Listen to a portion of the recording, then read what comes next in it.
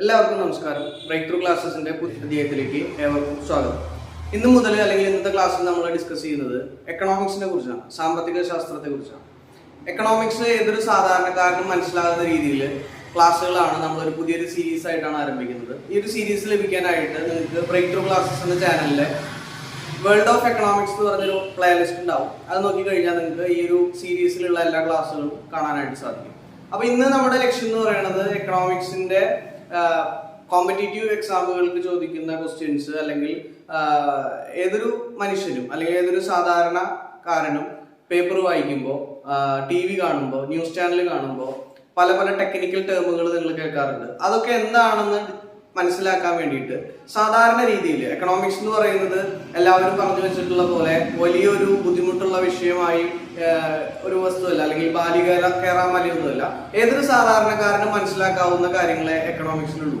അപ്പോൾ അത് വളരെ ലളിതമായിട്ട് അതിന്റെ ആഴത്തിൽ അതിനെ കുറിച്ച് മനസ്സിലാക്കി കോൺസെപ്റ്റ് വൈസ് മനസ്സിലാക്കുന്ന രീതിയിലുള്ള സീരീസ് ആണ് നമ്മൾ അറേഞ്ച് ചെയ്യുന്നത്. അപ്പോൾ എല്ലാവരും ചാനൽ സബ്സ്ക്രൈബ് ചെയ്യുക. നിങ്ങളുടെ ഓരോ ലൈക്കും ക്ലാസ് എടുക്കുന്ന ഓരോരുത്തർക്കും ഒരു മോട്ടിവേഷൻ ആണ്. അപ്പോൾ ദയവായി ക്ലാസ് കണ്ട് ഇഷ്ടപ്പെടുകയാണെങ്കിൽ ലൈക്ക് ചെയ്യുക, അഭിപ്രായങ്ങളും നിർദ്ദേശങ്ങളും കമന്റ് ചെയ്യുക. വീഡിയോ ഇഷ്ടപ്പെട്ടില്ലെങ്കിൽ ഡിസ്ലൈക്ക് ചെയ്യുക. അപ്പോൾ തുടർന്നുള്ള ക്ലാസ്സുകൾക്ക് വേണ്ടിയിട്ട് സബ്സ്ക്രൈബ് ചെയ്യുക. സബ്സ്ക്രൈബ് ചെയ്യുന്നതിനോടൊപ്പം തന്നെ നോട്ടിഫിക്കേഷൻ ബെല്ല് എനേബിൾ ചെയ്ത് കഴിഞ്ഞാൽ നിങ്ങൾക്ക് ഓരോ പുതിയ വീഡിയോ അപ്ലോഡ് ചെയ്യുമ്പോഴും നോട്ടിഫിക്കേഷൻ ലഭിക്കുന്നതായിരിക്കും. അപ്പോൾ ഏവർക്കും ഒരിക്കൽ കൂടി ബ്രേക്ക് ത്രൂ ക്ലാസ്സസിലേക്ക് സ്വാഗതം.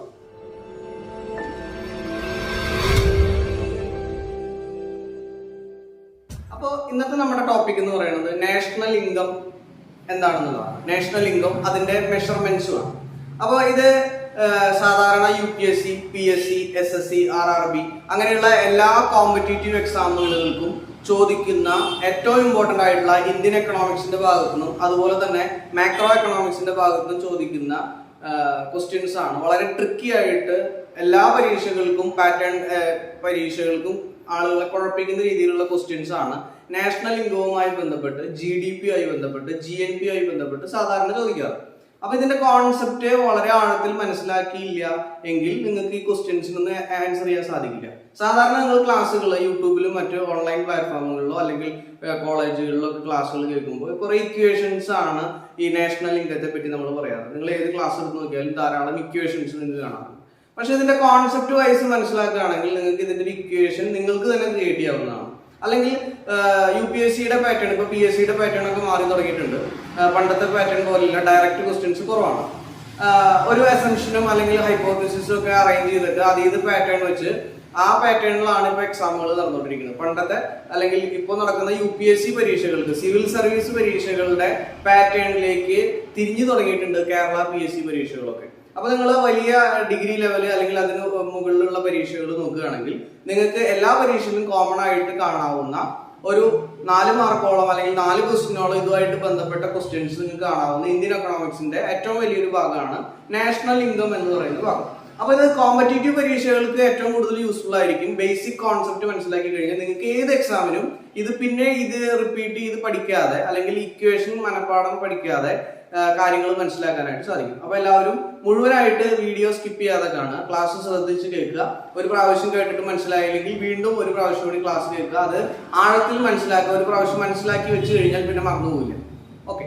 അതുപോലെ തന്നെ പരീക്ഷകൾക്ക് മാത്രമല്ല, നിങ്ങൾക്ക് സാധാരണ നമ്മൾ ന്യൂസ് ചാനലുകൾ കാണുമ്പോൾ എന്തെങ്കിലും പുതിയ പോളിസി ഗവൺമെന്റ് ഇംപ്ലിമെന്റ് ചെയ്യുന്ന സമയത്ത് പല സാമ്പത്തിക വിദഗ്ധരും ചാനലുകളിലും മറ്റും വന്നിരുന്നിട്ട് GDP ഉയർന്നു, GDP കുറഞ്ഞു, രാജ്യത്തിന്റെ ഗ്രോത്തിൽ വ്യത്യാസം വന്നു, നാഷണൽ ഇൻകം ഡിഫറൻസ് വന്നു എന്നൊക്കെ പല പല കാര്യങ്ങൾ പറയാറുണ്ട്. അപ്പൊ സാധാരണ ഒരു മനുഷ്യനെ സംബന്ധിച്ചിടത്തോളം ഇത് മനസ്സിലാക്കാനായിട്ട് ബുദ്ധിമുട്ടാണ്.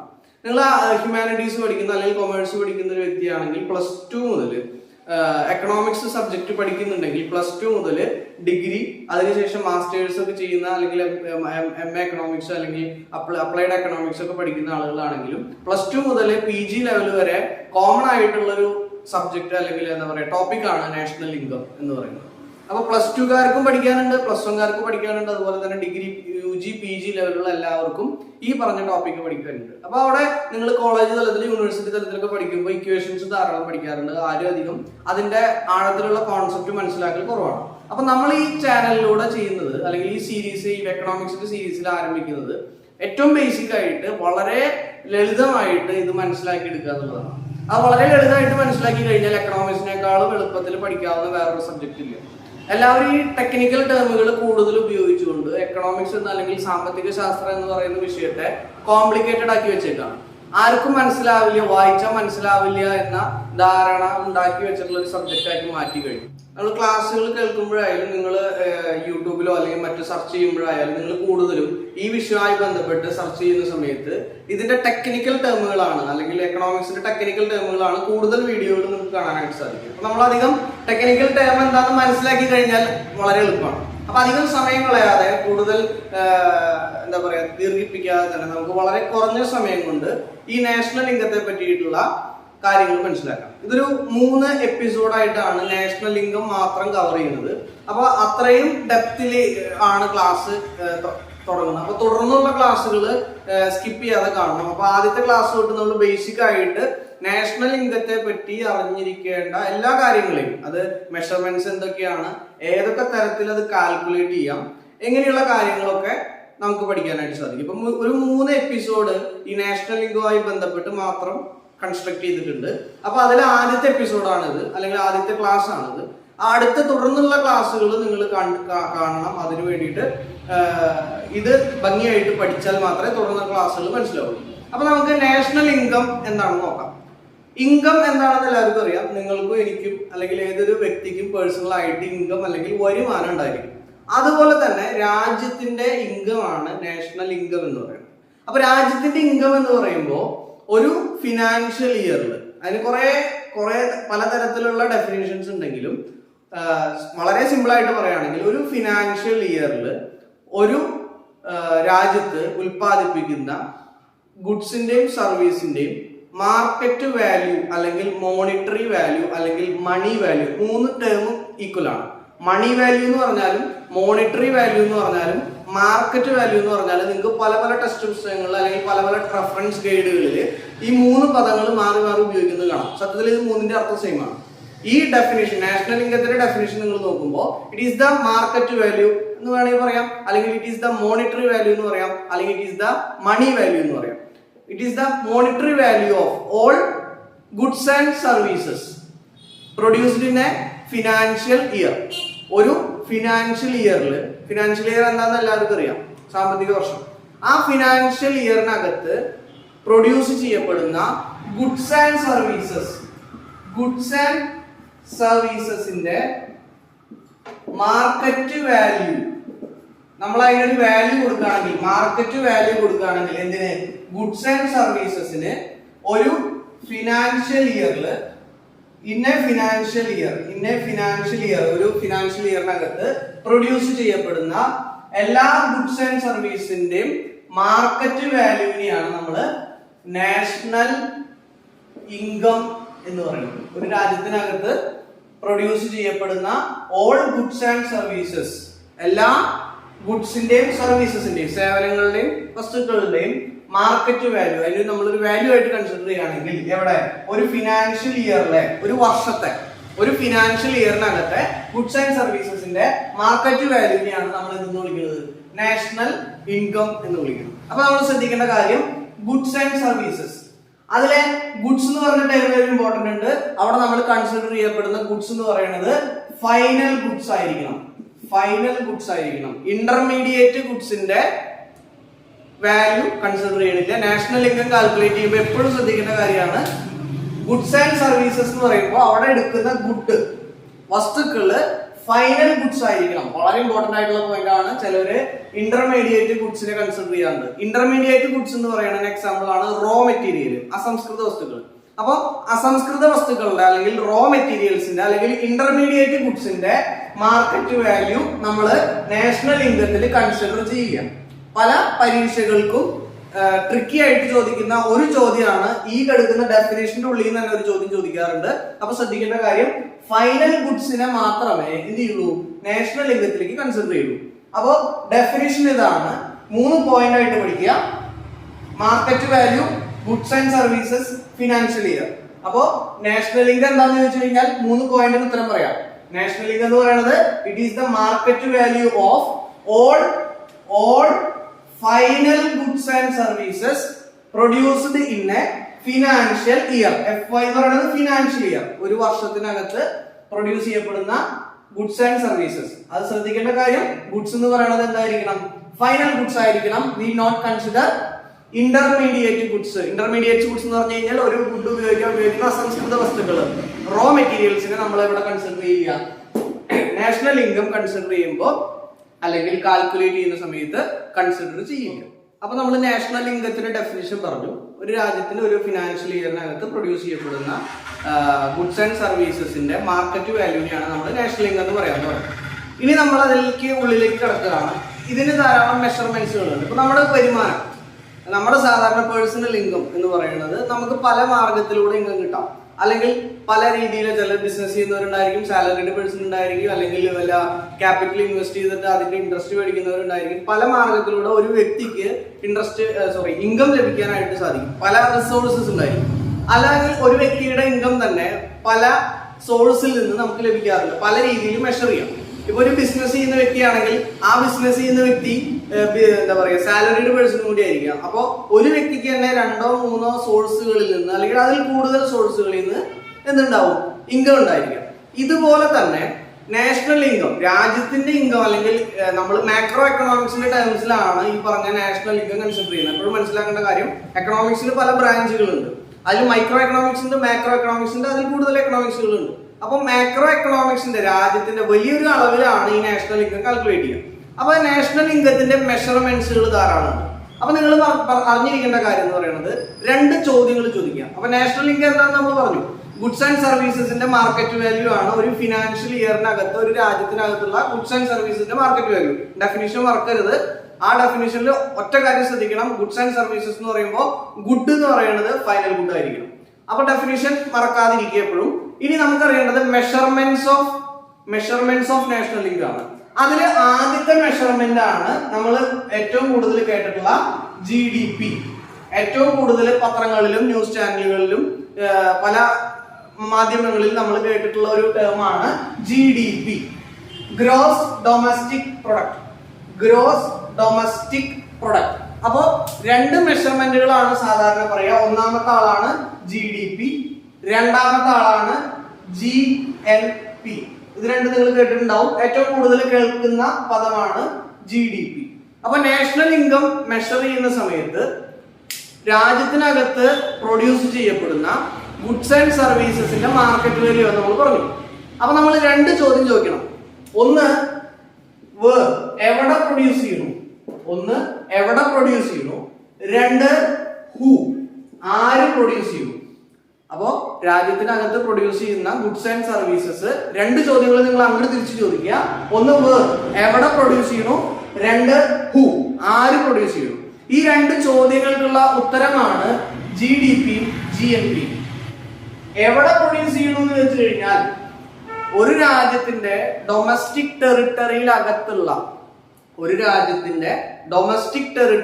അകത്ത് പ്രൊഡ്യൂസ് ചെയ്യപ്പെടുന്ന ഗുഡ്സ് ആൻഡ് സർവീസസ് ആണെങ്കിൽ അതാണ് നമ്മൾ GDP എന്ന് പറയുക. അവിടെ ഡൊമസ്റ്റിക് ആണ്. ഡൊമസ്റ്റിക് എന്ന് പറഞ്ഞു കഴിഞ്ഞാൽ രാജ്യത്തിന്റെ ഡൊമസ്റ്റിക് ടെറിട്ടറിക്കകത്ത്, അതിർത്തിക്കകത്ത് പ്രൊഡ്യൂസ് ചെയ്യപ്പെടുന്ന ഓൾ ഗുഡ്സ് ആൻഡ് സർവീസസിന്റെ മാർക്കറ്റ് വാല്യൂ കൺസിഡർ ചെയ്യുന്നതിനെയാണ് നമ്മൾ എന്ന് വിളിക്കുക, GDP എന്ന് വിളിക്കുക. അവിടെ ശ്രദ്ധിക്കേണ്ട പദം GDP.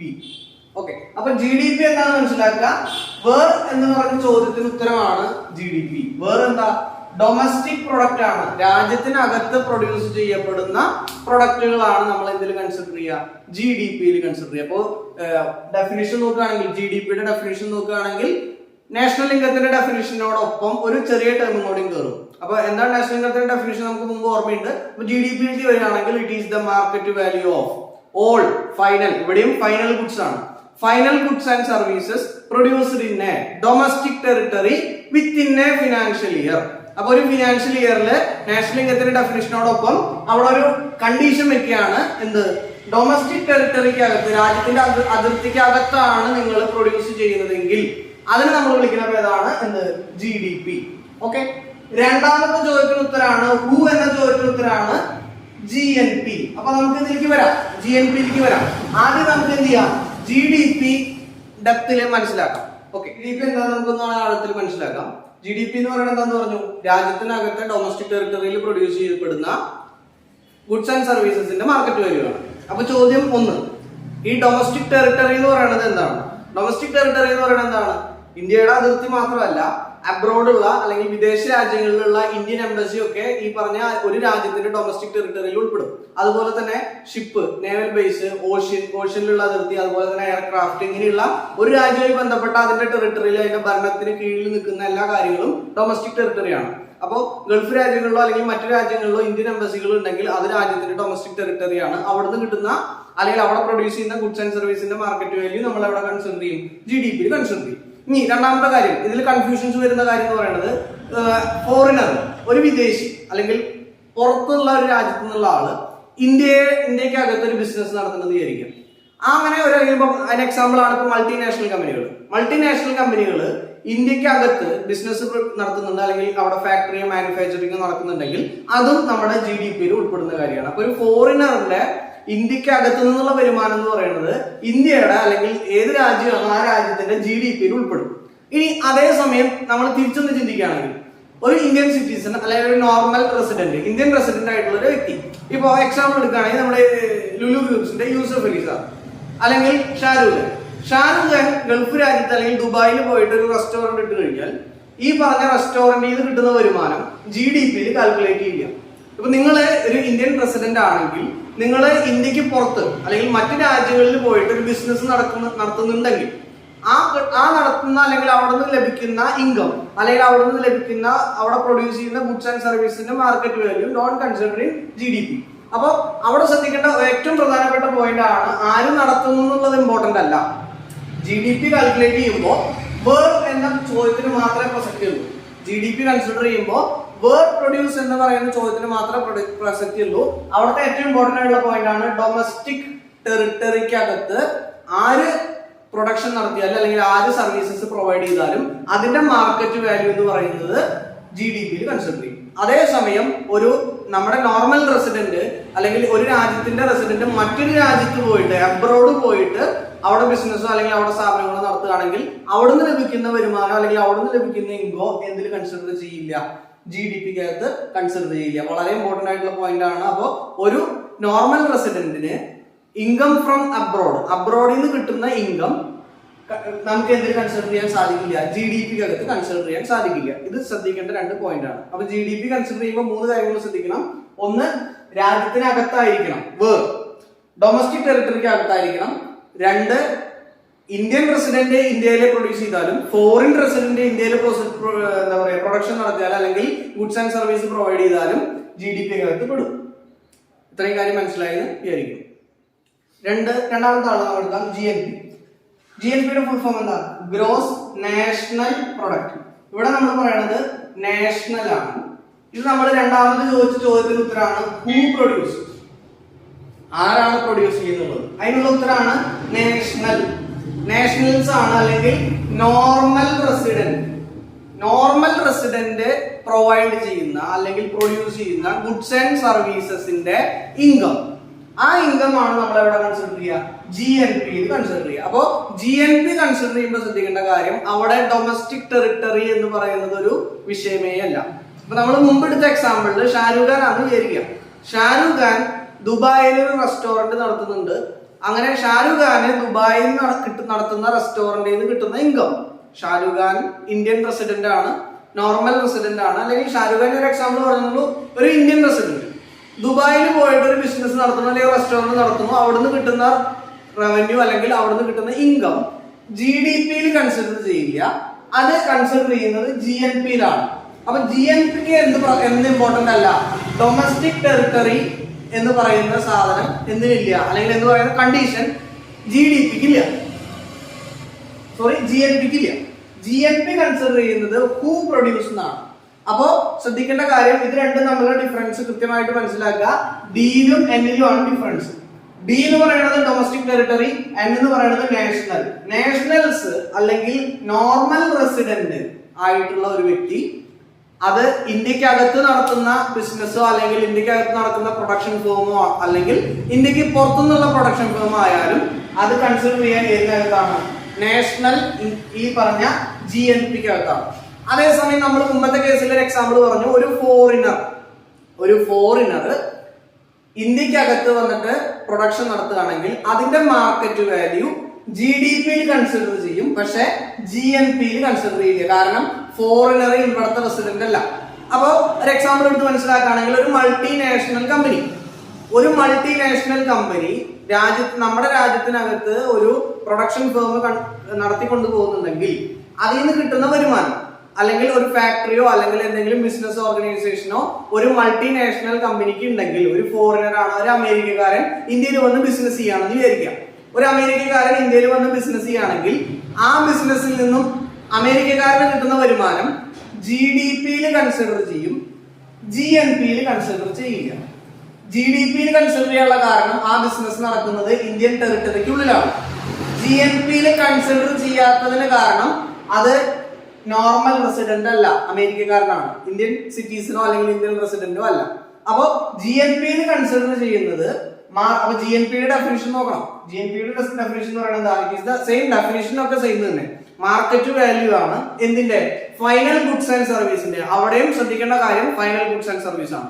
അപ്പൊ ഗുഡ്സ് ആൻഡ് സർവീസ് എന്ന് പറഞ്ഞ ടേം ഓർത്ത് വെക്കുക, മാർക്കറ്റ് വാല്യൂ എന്ന് പറഞ്ഞ ടേം ഓർത്ത് വെക്കുക. മാർക്കറ്റ് വാല്യൂ എന്നോ മണി വാല്യൂ എന്നോ മോണിറ്ററി വാല്യൂ എന്നോ എന്ത് വേണമെങ്കിൽ നിങ്ങൾക്ക് എടുക്കാം, എന്ത് പറഞ്ഞാലും ശരിയാണ്.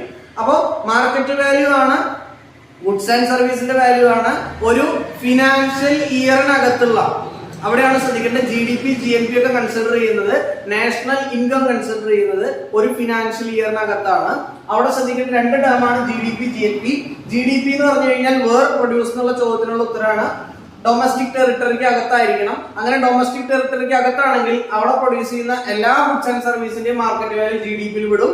ഇനി നോർമൽ റെസിഡന്റ് ആണ് അത് പ്രൊഡ്യൂസ് ചെയ്യുന്നതെങ്കിൽ അത് GNP-യിൽ വിടും. അപ്പോ ഒരു ഇന്ത്യൻ റെസിഡന്റ് വിദേശത്ത് പോയിട്ട് വിദേശത്ത് നിന്ന് കിട്ടുന്ന വരുമാനം എന്ന് പറയുന്നത് GNP-യിൽ ഉൾപ്പെടുന്നതാണ്. അതേസമയം ആ വിദേശത്ത് കിട്ടുന്ന വരുമാനം GDP-യിൽ കാൽക്കുലേറ്റ് ചെയ്യില്ല. ഇതാണ് ഇത് രണ്ടും തമ്മിലുള്ള ഡിഫറൻസ്. അപ്പോ ഇത് പരീക്ഷകൾക്ക്, കോമ്പറ്റീറ്റീവ് എക്സാമിന് ഡയറക്റ്റ് ഇക്വേഷനോ മറ്റു കാര്യങ്ങളോ അല്ല ചോദിക്കാറ്. ഒരുവിധം UPSC PSC പരീക്ഷകൾക്കൊക്കെ എന്താ പറയുക, ഒരു സിനാരിയോ തരും. ആ സിനാരിയോ അല്ലെങ്കിൽ ഒരു എന്താ പറയുക ഒരു സിറ്റുവേഷൻ തരും. ആ സിറ്റുവേഷനിൽ നിന്ന് അത് GDP-യിലേക്കാണോ കാൽക്കുലേറ്റ് ചെയ്യപ്പെടുക അല്ലെങ്കിൽ GNP-യിലേക്കാണോ കാൽക്കുലേറ്റ് ചെയ്യപ്പെടുക എന്നാണ് അറിയേണ്ടത്. അപ്പൊ അതറിയണമെങ്കിൽ ഇതിന്റെ ഇക്വേഷൻ പഠിച്ചു വെച്ചിട്ട് എല്ലാവരും എന്ത് ചെയ്യുന്ന വെച്ച് കഴിഞ്ഞാൽ GDP-യുടെ ഇക്വേഷൻ പഠിച്ചു വയ്ക്കും, GNP-യുടെ ഇക്വേഷൻ പഠിച്ചു വയ്ക്കും. പക്ഷെ കോമ്പറ്റീറ്റീവ് എക്സാമിന് ചോദിക്കുമ്പോൾ ക്വസ്റ്റ്യൻസ് ട്രിക്കി ആയിരിക്കും, നിങ്ങൾക്ക് അത് മനസ്സിലാക്കാൻ സാധിക്കില്ല. അപ്പൊ ഇത് നിങ്ങൾ എന്താണെന്ന് ഇതിന്റെ ബേസിക് മനസ്സിലാക്കുക, GDP GNP തമ്മിലുള്ള വ്യത്യാസം മനസ്സിലാക്കുക. അത് നമുക്കൊരു 3 കാറ്റഗറി ആയിട്ട് തിരിച്ചെടുക്കാം. 3 കാറ്റഗറി ആയിട്ട് മനസ്സിലാക്കി കഴിഞ്ഞാൽ പെട്ടെന്ന് മനസ്സിലാവും. ഈ പറഞ്ഞ കാര്യം ഇതാണ് ഇതിന്റെ ബേസിക് കോൺസെപ്റ്റ്. ഇത് നമുക്കൊരു 3 കാറ്റഗറി ആയിട്ട് ഡിവൈഡ് ചെയ്യാം. അപ്പൊ നമുക്ക് കുറച്ചും കൂടി സിമ്പിൾ ആയിട്ട് കാര്യം മനസ്സിലാക്കാം. ഓക്കെ, അപ്പൊ നമ്മളൊരു 3 കാറ്റഗറി നമ്മൾ കൺസിഡർ ചെയ്യാണ്, A B C. 3 scenario. A എന്ന് പറയുന്ന സിനാരിയോ എന്ന് പറയുന്നത് ഒരു നോർമൽ റെസിഡന്റ് ഒരു രാജ്യത്തിന്റെ ഡൊമസ്റ്റിക് ടെറിട്ടറിക്ക് അകത്തുനിന്ന് പ്രൊഡ്യൂസ് ചെയ്യപ്പെടുന്ന ഗുഡ്സ് ആൻഡ് സർവീസ്. ബി എന്ന് പറയുന്നത് ഒരു നോർമൽ റെസിഡന്റ് അബ്രോഡ് ബിസിനസ് ചെയ്യുന്നു, അല്ലെങ്കിൽ അബ്രോഡ് നിന്ന് ലഭിക്കുന്ന income from abroad to normal resident. C എന്ന് പറയുന്ന കാറ്റഗറി ഒരു ഫോറിനർ, ഒരു വിദേശി, ഒരു ഫോറിനർ ഡൊമസ്റ്റിക് ടെറിട്ടറിയിൽ ലഭിക്കുന്ന ഇൻകം. അപ്പോ 3 കാറ്റഗറി. എ എന്ന് പറയുന്നത് സാധാ ഒരു നോർമൽ റെസിഡന്റ് രാജ്യത്തിനകത്ത് തന്നെ നടത്തുന്ന അല്ലെങ്കിൽ രാജ്യത്തിനകത്ത് നിന്ന് ലഭിക്കുന്ന ഇൻകം, ഡൊമസ്റ്റിക് ടെറിട്ടറിയിൽ കിട്ടുന്ന ഇൻകം. രണ്ടാമത് ഒരു നോർമൽ റെസിഡന്റ് അബ്രോഡ്, വിദേശത്ത് നിന്ന് കിട്ടുന്ന, ഇപ്പൊ നമ്മള് വിദേശത്ത് പോയിട്ട് ജോലി ചെയ്യുകയോ അല്ലെങ്കിൽ ഗുഡ്സ് ആൻഡ് സർവീസ് ചെയ്യുകയോ നമുക്ക് കിട്ടുന്ന ഏർണിങ്സ് അല്ലെങ്കിൽ ഇൻകം. മൂന്നാമത്തെ സി എന്ന് പറയുന്ന കാറ്റഗറി ഫോറിനർ, വിദേശി ഡൊമസ്റ്റിക് ടെറിട്ടറിക്കകത്ത് നമ്മുടെ രാജ്യത്തിനകത്ത് വന്നിട്ട് ഒരു ബിസിനസ്സുകാരൻ ഫോറിനർ ബിസിനസ് ചെയ്യുകയാണെങ്കിൽ അവർക്ക് കിട്ടുന്ന ഇൻകം. അപ്പൊ ഇതിലേതൊക്കെയാണ് GDP-യിൽ കൺസിഡർ ചെയ്യുക, ഏതൊക്കെയാണ് GNP-യിൽ കൺസിഡർ ചെയ്യുക എന്ന് മനസ്സിലാക്കണം. ഇങ്ങനെയാണ് ചോദ്യം വരിക, ഇങ്ങനെയാണ് കോമ്പറ്റീറ്റീവ് എക്സാമിന് ക്വസ്റ്റ്യൻസ് വരിക. അപ്പൊ ഇതിന്റെ കോൺസെപ്റ്റ് നിങ്ങൾക്ക് മനസ്സിലായെങ്കിൽ വളരെ സിമ്പിൾ ആയിട്ട് ആൻസർ ചെയ്യാൻ സാധിക്കും. അപ്പൊ GDP-യിൽ ഏതൊക്കെ വരിക, GDP-യുടെ കണ്ടീഷൻ എന്താ, GDP-യിൽ ശ്രദ്ധിക്കുന്ന രണ്ട് കാര്യം. ഒരു കാര്യം എന്ന് പറയുന്നത് അത് ഡൊമസ്റ്റിക് ടെറിട്ടറിക്ക് അകത്തായിരിക്കണം. അപ്പോ എ എന്ന് പറയുന്ന കാറ്റഗറിയും ഡൊമസ്റ്റിക് ടെറിട്ടറിക്ക് അകത്താണ്, സി എന്ന് പറയുന്ന കാറ്റഗറിയും ഡൊമസ്റ്റിക് ടെറിട്ടറിക്ക് അകത്താണ്. അപ്പോ ജി ഡി പി എന്ന് പറയുന്നത് എ പ്ലസ് സി ആണ്. എയും സിയും ജി ഡി പിയിൽ കൺസിഡർ ചെയ്യും. നോർമൽ റെസിഡന്റ് ഡൊമസ്റ്റിക് ടെറിട്ടറിയിലകത്ത് കൺസിഡർ ചെയ്യുന്ന ജി ഡി പിയിൽ പെടും. ഒരു ഫോറിനർ ഡൊമസ്റ്റിക് ടെറിട്ടറിയിൽ നടത്തുന്ന അല്ലെങ്കിൽ കിട്ടുന്ന ഡൊമസ്റ്റിക് ടെറിട്ടറിയിൽ നിന്ന് കിട്ടുന്ന ഇൻകമും ജി ഡി പിയിൽ കൺസിഡർ ചെയ്യും. ഇനി ജി എൻ പിയിൽ എന്ത് വരും? ജി എൻ പി എന്ന് പറയുന്നത് എന്താണ്? ഹൂ പ്രൊഡ്യൂസ് എന്ന ചോദ്യം. ജി എൻ പി എന്ന് പറയുന്നത് ആരാണ് പ്രൊഡ്യൂസ് ചെയ്യുന്നത്? ആരാ പ്രൊഡ്യൂസ് ചെയ്യുന്നത്? നോർമൽ റെസിഡന്റ് ആണ് പ്രൊഡ്യൂസ് ചെയ്യുന്നത്. അപ്പൊ ഇതില് ഇവിടെ നോർമൽ റെസിഡന്റ് ആണ് പ്രൊഡ്യൂസ് ചെയ്യുന്നത്, ഇവിടെ നോർമൽ റെസിഡന്റ് ആണ് പ്രൊഡ്യൂസ് ചെയ്യുന്നത്, അല്ലെങ്കിൽ നോർമൽ റെസിഡന്റിന് കിട്ടുന്ന ഇൻകാണ് കൺസിഡർ ചെയ്യുന്നത്. അപ്പോ ജി എൻ പിയില് എയും വരും ബിയും വരും.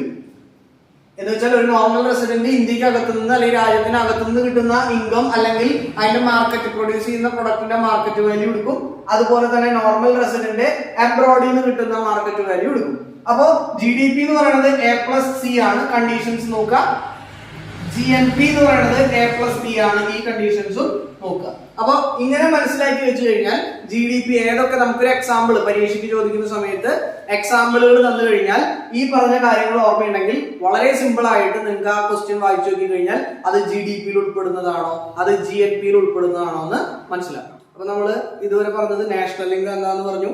നാഷണൽ ഇൻകത്തിന്റെ ധാരാളം മെഷർമെന്റ്സ് ഉണ്ടെന്ന് പറഞ്ഞു. ആ മെഷർമെന്റ്സിൽ രണ്ട് മെഷർമെന്റ്സ് പറഞ്ഞു, ജി ഡി പിയും ജി എൻ പിയും പറഞ്ഞു. ജി ഡി പി ഡൊമസ്റ്റിക് ടെറിട്ടറിക്ക് അകത്താണ്.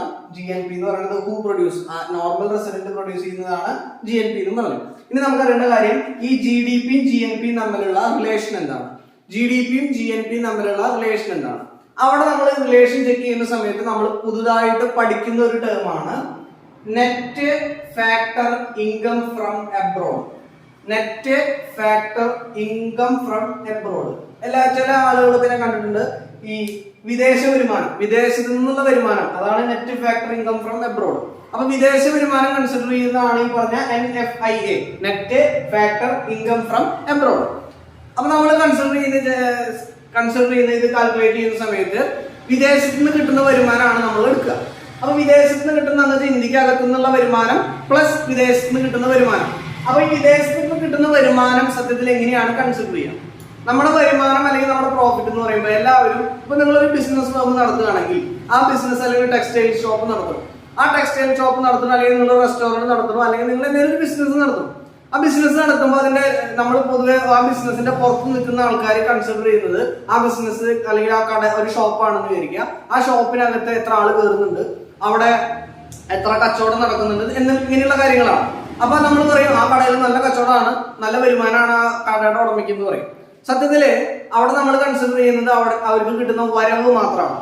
വരുമാനം എന്ന് പറയുന്നത് വരവിൽ നിന്നും ചെലവ് കുറയ്ക്കണം. ഇപ്പൊ ഒരു റെസ്റ്റോറന്റുകാരൻ അല്ലെങ്കിൽ ഹോട്ടൽ നടത്തുന്ന വ്യക്തി അവിടെ ധാരാളം ആളുകൾ വന്ന് ഭക്ഷണം കഴിച്ചു പോകുന്നുണ്ടെങ്കിൽ നമ്മൾ പറയും ഭയങ്കര വരുമാനം എന്ന് പറയും.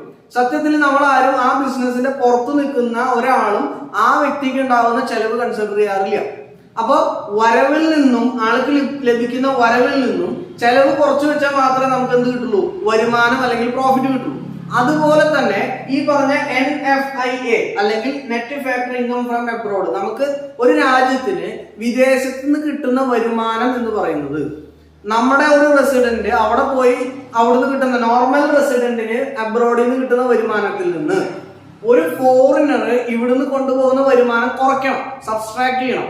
പറഞ്ഞ് മനസ്സിലായി വിചാരിക്കണം. നമ്മളൊരു ഷോപ്പിന്റെ വരുമാനം കാൽക്കുലേറ്റ് ചെയ്യുമ്പോൾ വരവിൽ നിന്നും ചെലവ് കുറയ്ക്കും. നമുക്ക് കിട്ടിയ പൈസയിൽ നിന്നും നമ്മൾക്ക് ഉണ്ടായ ചെലവ് കുറച്ചാൽ മാത്രമേ നമുക്ക് പ്രോഫിറ്റ് എന്താണ് കാൽക്കുലേറ്റ് ചെയ്യാൻ പറ്റുള്ളൂ. അതേപോലെ തന്നെ ഒരു രാജ്യത്തിന്റെ NFIA കാൽക്കുലേറ്റ് ചെയ്യുമ്പോൾ എന്ന് വെച്ചാൽ ഒരു ഇന്ത്യക്ക് വിദേശ വരുമാനം, ഇന്ത്യക്ക് ലഭിക്കുന്ന വിദേശ വരുമാനം നമ്മൾ കാൽക്കുലേറ്റ് ചെയ്യുന്ന സമയത്ത് നമ്മളവിടെ സത്യത്തിൽ കൺസിഡർ ചെയ്യുന്നത് ഈ പറഞ്ഞ നോർമൽ റെസിഡന്റ്. നമ്മളിവിടെ 3 കാറ്റഗറി ആയിട്ട് തിരിച്ചു വെച്ചിട്ടുണ്ട്.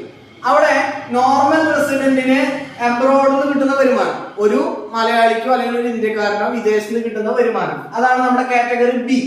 ഈ പറഞ്ഞ കാറ്റഗറി ബിയിൽ നിന്നും ഒരു ഫോറിനർ ഇവിടെ നിന്ന് കൊണ്ടുപോകുന്ന വരുമാനമുണ്ട്. ആ വരുമാനം കുറച്ചാൽ മാത്രമാണ് നമുക്ക് കിട്ടുക ഈ പറഞ്ഞ NFIA എന്ന് പറഞ്ഞ സാധനം കിട്ടുക. അപ്പൊ വിദേശ വരുമാനം എല്ലാവരും വിചാരിക്കുന്നത് വിദേശത്ത് നിന്ന് കിട്ടുന്ന വരുമാനം അത് അതേപോലെ കാൽക്കുലേറ്റ് ചെയ്യില്ല. വിദേശത്ത് നിന്ന് കിട്ടുന്ന വരുമാനം എന്ന് പറയുന്നത് നമുക്ക് അവിടുന്ന് കിട്ടുന്ന വരുമാനത്തിൽ നിന്നും ഇവിടെ നിന്ന് നമ്മുടെ ടെറിട്ടറിക്ക് അകത്ത് നിന്ന് ഫോറിനേഴ്സ് പൈസ ഉണ്ടാക്കി കൊണ്ടുപോകുന്നുണ്ട്, അത് കുറയ്ക്കണം. അപ്പോ B - C ചെയ്യുമ്പോൾ മാത്രമാണ് നമുക്ക് എന്ത് കിട്ടുക? NFIA കിട്ടുക. അപ്പൊ നമ്മൾ ഇവിടെ ഒരു ടേം പുതിയ ടേം പഠിക്കുകയാണ് net factory income from abroad. അപ്പൊ ഈ നെറ്റ് എന്ന് പറയുന്നത് അതിന്റെ മലയാളം അറ്റ എന്നാണ്. അറ്റ ദേശീയ വരുമാനം അല്ലെങ്കിൽ അറ്റ വിദേശ വരുമാനം എന്നൊക്കെ പറയും. മറ്റേ ഈ ഗ്രോസ് എന്ന് പറയുന്നത് മൊത്തമാണ്, ടോട്ടലാണ്.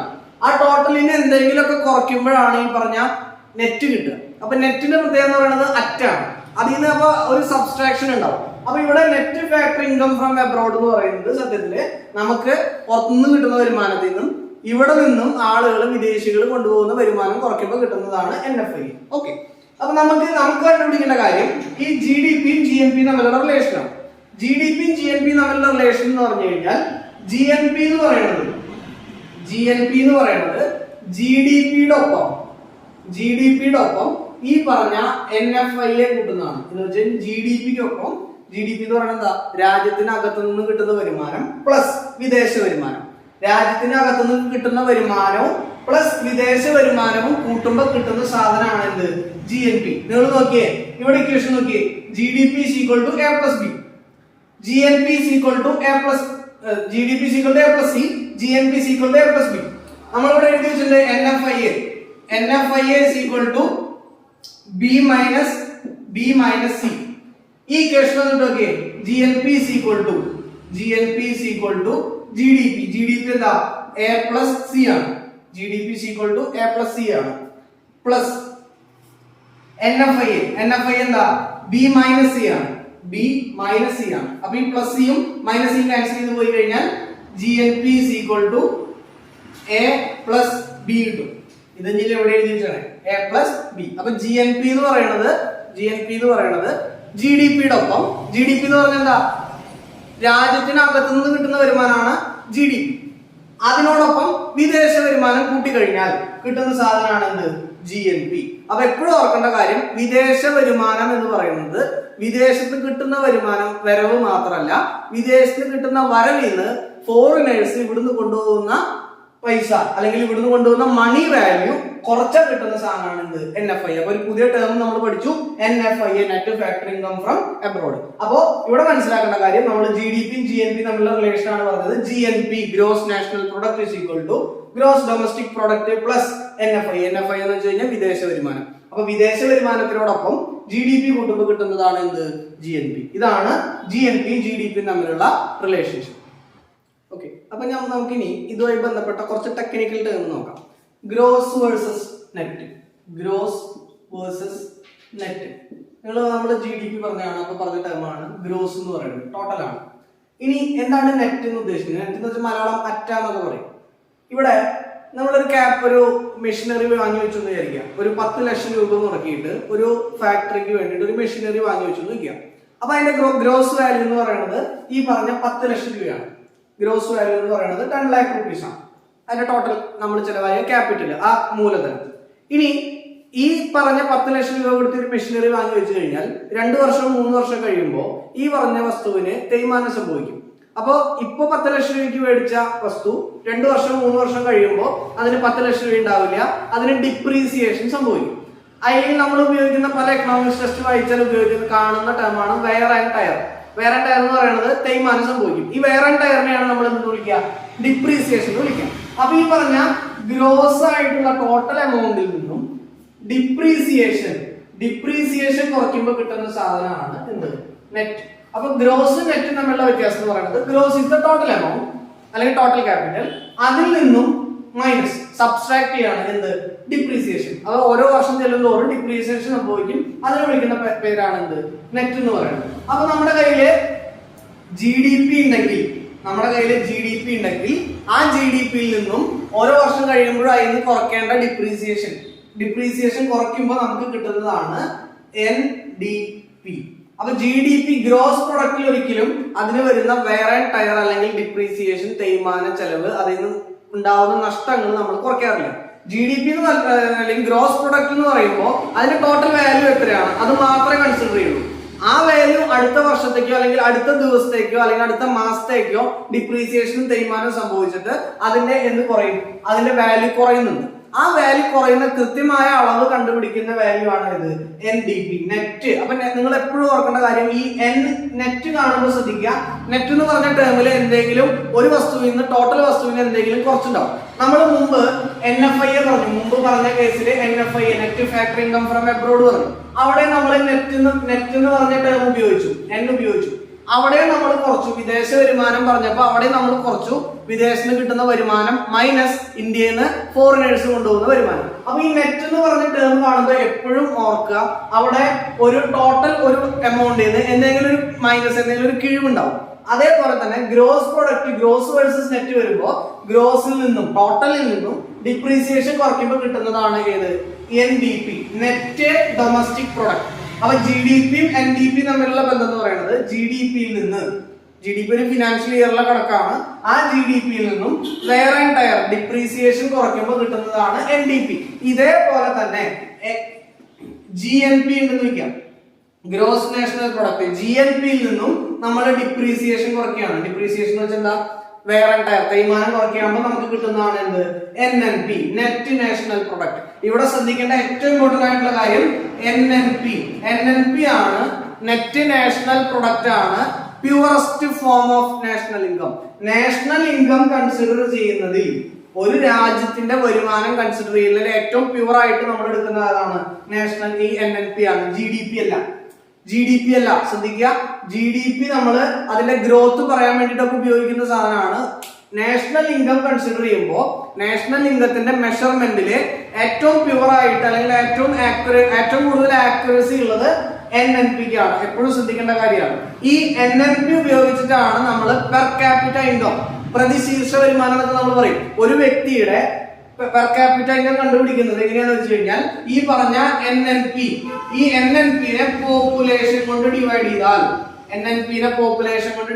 നമുക്ക് എന്ത് കിട്ടും, പെർ ക്യാപിറ്റ ഇൻകം കിട്ടും. ഇതിനോടൊപ്പം പറഞ്ഞിരിക്കേണ്ട കാര്യമാണ് പെർ ക്യാപിറ്റ ഇൻകം. ഒരു വ്യക്തിയുടെ പ്രതിശീർഷ വരുമാനം, പേഴ്സണൽ ഇൻകം വേറെ, പെർ ക്യാപിറ്റ ഇൻകം വേറെ. അപ്പൊ പെർ ക്യാപിറ്റ ഇൻകം കിട്ടുന്നത് നമുക്ക് പേഴ്സണൽ ഇൻകം എന്താണെന്നൊക്കെ നമുക്ക് വേറെ ക്ലാസ്സിൽ പറയാം. അപ്പൊ ഇപ്പൊ പറഞ്ഞു വെക്കുക, നാഷണൽ ഇൻകത്തിന്റെ മെഷർമെന്റിൽ ഏറ്റവും പ്യൂറസ്റ്റ് ഫോം ആണ് NNP. GNPയിൽ നിന്നും ഡിപ്രീസിയേഷൻ കുറയ്ക്കുമ്പോൾ കിട്ടുന്നതാണ് NNP.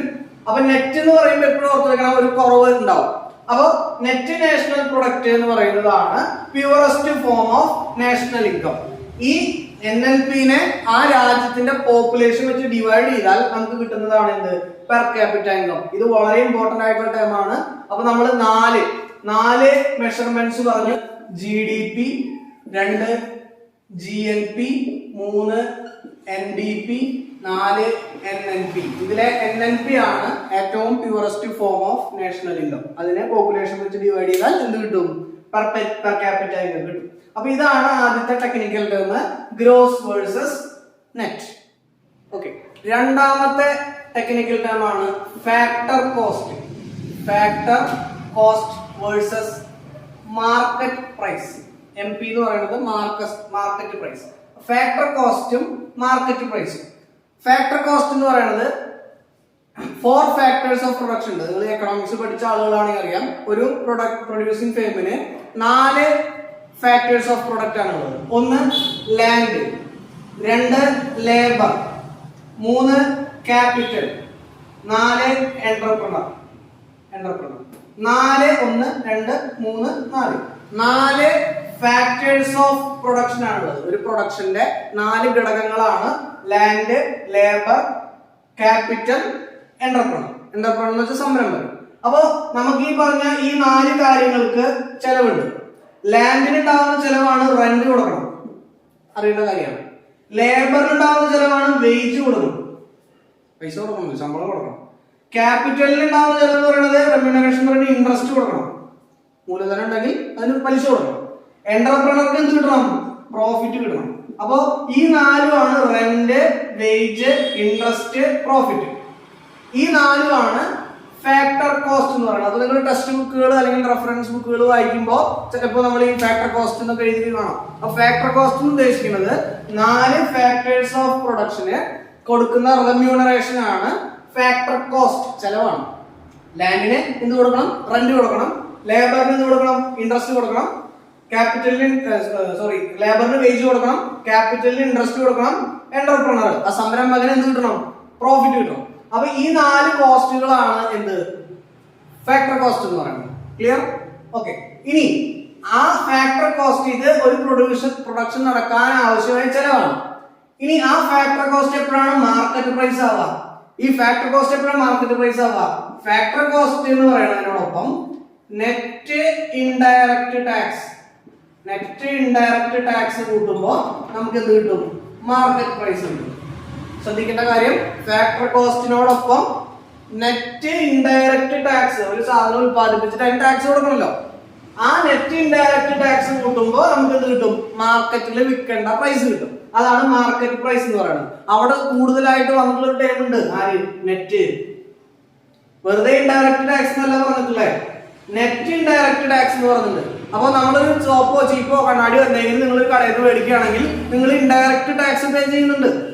അപ്പൊ ഈ ഇൻഡയറക്റ്റ് ടാക്സും നെറ്റ് ഇൻഡയറക്റ്റ് ടാക്സും തമ്മിലുള്ള വ്യത്യാസം എന്താ?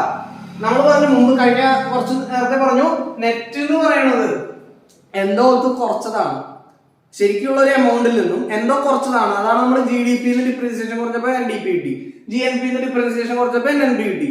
നമ്മുടെ വിദേശ വരുമാനം, നെറ്റ് ഫാക്ടർ കിട്ടാനായിട്ട് വിദേശത്തുള്ള വരുമാനത്തിൽ നിന്ന് നമ്മുടെ ടെറിട്ടറിയിൽ നിന്ന് വിദേശികൾ കൊണ്ടുപോകുന്ന വരുമാനം കുറച്ചപ്പോൾ നമുക്ക് NFI കിട്ടി.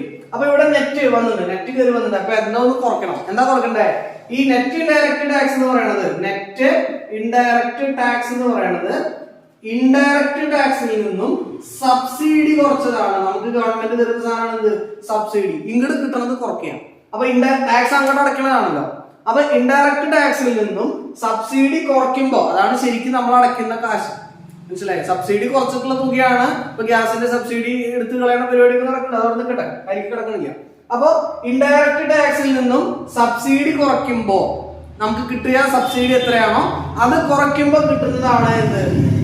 Net indirect tax. അപ്പോ ഫാക്ടർ കോസ്റ്റിനോടൊപ്പം നെറ്റ് ഇൻഡയറക്റ്റ് ടാക്സ് കൂട്ടുമ്പോൾ കിട്ടുന്നതാണ് എന്ത്? Market price of a commodity or goods or services. Okay. അപ്പൊ ഇതാണ് രണ്ടാമത്തെ ടെക്നിക്കൽ ടേം എന്ന് പറയുന്നത്. അപ്പൊ ഇതിന്റെ അടിസ്ഥാനത്തിൽ, ഈ പറഞ്ഞ ടെക്നിക്കൽ ടേമുകളുടെ അടിസ്ഥാനത്തിൽ നമുക്കിപ്പോ നമ്മൾ മുമ്പ് പറഞ്ഞു 4 മെഷർമെന്റ്സ് ഓഫ് നാഷണൽ ഇൻകം ഉണ്ട്. GDP, GNP, NDP, NNP അങ്ങനെയുള്ള കാര്യങ്ങളുണ്ട്. അപ്പൊ അതിന്റെ അടിസ്ഥാനത്തിൽ നമ്മൾ എന്ത് പറയും? GDP അറ്റ് ഫാക്ടർ കോസ്റ്റ് പറയും, GDP അറ്റ് മാർക്കറ്റ് പ്രൈസ് പറയും. അതുപോലെ തന്നെ GNP ഫാക്ടർ കോസ്റ്റ് ഉണ്ട്, GNP മാർക്കറ്റ് പ്രൈസ് ഉണ്ട്. ഈ ഫാക്ടർ മാറാനനുസരിച്ച് GDP, GNP മാറും. അതേപോലെ തന്നെ NDP ഫാക്ടർ കോസ്റ്റ് പറയും, NDP മാർക്കറ്റ് പ്രൈസ് പറയും. അതേപോലെ തന്നെ NNP അറ്റ് ഫാക്ടർ കോസ്റ്റ് പറയും, NNP അറ്റ് മാർക്കറ്റ് പ്രൈസ് പറയും. ഇതൊക്കെ നമുക്ക് പഠിക്കാനുണ്ട്. അപ്പൊ ആദ്യം ഇതൊക്കെ എന്താണെന്ന് മനസ്സിലാക്കാം. അപ്പൊ തുടർന്നുള്ള കാര്യങ്ങൾ നമ്മൾ അടുത്ത ക്ലാസ്സിൽ ഡിസ്കസ് ചെയ്യും. ഇതൊക്കെ എന്താണെന്ന് നമ്മൾ പറയും. അപ്പൊ ഫാക്ടർ കോസ്റ്റ് പറഞ്ഞിട്ട് അതുപോലെ തന്നെ നോമിനൽ GDP ഉണ്ട്, റിയൽ GDP ഉണ്ട്. അത് എല്ലാം കൂടി ഒരുമിച്ച് പറഞ്ഞു കഴിഞ്ഞാൽ നിങ്ങൾക്ക് ചിലപ്പോൾ മനസ്സിലാക്കാൻ ബുദ്ധിമുട്ടുണ്ടാവും. അപ്പൊ ഇതാണ് അതിന്റെ ബേസിക്. ഇത്രയും പറഞ്ഞ കാര്യമാണ് ബേസിക് ആയിട്ടുള്ള കാര്യങ്ങൾ. അപ്പൊ GDP എന്താന്ന് പറഞ്ഞു, GNP എന്താന്ന് പറഞ്ഞു, ഇതെന്താന്ന് വ്യക്തമായിട്ട് പഠിക്കുക. ഒരു പ്രാവശ്യം കണ്ടിട്ട് എന്തെങ്കിലും സംശയം ഒരു പ്രാവശ്യം കൂടി കാണുക. ഓക്കെ. അപ്പൊ ഗ്രോസും നെറ്റും തമ്മിലുള്ള വ്യത്യാസം പറഞ്ഞു, ഫാക്ടർ കോസ്റ്റും മാർക്കറ്റ് പ്രൈസും തമ്മിലുള്ള വ്യത്യാസം പറഞ്ഞു. ഈ ഫാക്ടർ കോസ്റ്റും മാർക്കറ്റ് പ്രൈസും മാറുന്നതിനനുസരിച്ച് തന്നെ GDP-ലും GNP-ലും മാറ്റങ്ങൾ വരും. അപ്പൊ ഓരോന്നിന്റെ ബേസിലുള്ള ഇതാണ് ഈ പറഞ്ഞ GDP at factor cost, GDP at market price. അപ്പൊ ഇതിലൊക്കെ മാറ്റം വരുന്നുണ്ട്. അപ്പൊ അതൊക്കെ ഇത്തരം കാര്യങ്ങളൊക്കെ നമുക്ക് വിശദമായിട്ട് വേറൊരു ക്ലാസ്സിൽ കാണാം. അപ്പൊ ഇന്ന് നമ്മൾ ചർച്ച ചെയ്തത് നാഷണൽ ഇൻകം എന്താണ്, ആ നാഷണൽ ഇൻകത്തിന്റെ മെഷർമെന്റ്സ്, നാല് മെഷർമെന്റ്സ്. ആ നാല് മെഷർമെന്റ്സിൽ ഏറ്റവും പ്യൂറസ്റ്റ് ആയിട്ടുള്ള മെഷർമെന്റ്സ് ആണ് എന്ത്? NNP, net national product. അതിൽ നിന്നാണ് നമ്മൾ പെർ ക്യാപിറ്റ ഇൻകം കണ്ടുപിടിക്കാനാണ് ഇന്ന് ഇത്രയും ക്ലാസ്സിൽ നമ്മൾ ഡിസ്കസ് ചെയ്തത്. പിന്നെ നമ്മൾ പറഞ്ഞു ഗ്രോസും നെറ്റും തമ്മിലുള്ള വ്യത്യാസം പറഞ്ഞു. അതേപോലെ തന്നെ ഫാക്ടർ കോസ്റ്റും മാർക്കറ്റ് പ്രൈസും തമ്മിലുള്ള വ്യത്യാസവും പറഞ്ഞു. ഇനി ഈ ബാക്കി എഴുതിയിട്ടുള്ളത് നമ്മൾ അടുത്ത ക്ലാസ്സിൽ ചർച്ച ചെയ്യും. പിന്നെ നാഷണൽ ഇൻകം എങ്ങനെ കാൽക്കുലേറ്റ് ചെയ്യാം, 3 മെത്തേഡ് വെച്ചിട്ടാണ് നാഷണൽ ഇൻകം കാൽക്കുലേറ്റ് ചെയ്യുക. അപ്പൊ നാഷണൽ ഇൻകം കാൽക്കുലേറ്റ് ചെയ്യുന്നത് എങ്ങനെയാണെന്നുള്ള മെത്തേഡുകൾ, 3 മെത്തേഡ്സ് ഓഫ് നാഷണൽ ഇൻകം ഉണ്ട്, കാൽക്കുലേറ്റിംഗ് നാഷണൽ ഇൻകം ഉണ്ട്. അത് നമ്മൾ ഒരു ക്ലാസ് ആയിട്ട് ചെയ്യും. ഇതൊക്കെ എന്താണ് വേറൊരു ക്ലാസ്സിൽ ചെയ്യും. അപ്പൊ ബാക്കി തുടർന്ന് വരുന്ന കാര്യങ്ങൾ നമുക്ക് മനസ്സിലാവണമെങ്കിൽ ഇത്രയും കാര്യങ്ങൾ ഭംഗിയായിട്ട് പഠിക്കണം, കൃത്യമായിട്ട് മനസ്സിലാക്കണം. കോൺസെപ്റ്റ് വൈസ് മനസ്സിലാക്കി കഴിഞ്ഞാൽ നിങ്ങൾക്ക് ഏത് പരീക്ഷയും വളരെ സിമ്പിൾ ആയിട്ട് അറ്റൻഡ് ചെയ്യാൻ സാധിക്കും. അപ്പോൾ ആഴത്തിൽ മനസ്സിലാക്കുക, നന്നായിട്ട് പഠിക്കുക. അപ്പോൾ തുടർന്നുള്ള കാര്യങ്ങൾ ഇതുവഴി ബന്ധപ്പെട്ട നാഷണലുമായിട്ട് ബന്ധപ്പെട്ട ഞാൻ മുമ്പ് തുടക്കത്തിൽ പറഞ്ഞ 3 വീഡിയോ ഉണ്ടാവും. അത് കഴിഞ്ഞാൽ നിങ്ങൾക്ക് ആ 3 വീഡിയോ കണ്ടു കഴിഞ്ഞാൽ നിങ്ങൾക്ക് നാഷണൽ ലിങ്കുമായി ബന്ധപ്പെട്ട എല്ലാ കാര്യങ്ങളും ഒരു സാധാരണക്കാരൻ, അത് എക്കണോമിക്സ് പഠിക്കണമെന്നൊന്നുമില്ല, ഏതൊരു സാധാരണക്കാരനും ഇപ്പോൾ നിങ്ങൾ PSC UPSC പരീക്ഷകൾ എഴുതുന്നുണ്ടെങ്കിൽ നിങ്ങൾ എക്കണോമിക്സ് പഠിച്ചവർ മാത്രമല്ല ഈ പരീക്ഷകൾ എഴുതുന്നത്. അപ്പോൾ എക്കണോമിക്സ് പഠിക്കാത്ത അല്ലെങ്കിൽ ടെക്നിക്കൽ ടേം അറിയാത്ത ഒരു വ്യക്തിക്ക് പോലും ഇത് ക്ലാസ്സുകൾ കണ്ടു കഴിഞ്ഞാൽ എക്കണോമിക്സുമായിട്ടൊരു ടച്ച് കിട്ടും. ഇങ്ങനെയുള്ള കോമ്പറ്റേറ്റീവ് എക്സാമ്പിളുകൾ നിങ്ങൾക്ക് അറ്റൻഡ് ചെയ്യാനായിട്ട് എളുപ്പമായിരിക്കും. അപ്പോൾ തുടർന്നുള്ള ക്ലാസ്സുകൾ കാണുക. വീഡിയോ ഇഷ്ടപ്പെട്ടെങ്കിൽ ലൈക്ക് ചെയ്യുക. ഓരോ ലൈക്കും ഓരോ മോട്ടിവേഷനാണ്. അപ്പോൾ തുടർന്നുള്ള ക്ലാസ്സുകൾക്കായിട്ട് ചാനൽ സബ്സ്ക്രൈബ് ചെയ്യാം. Thank you.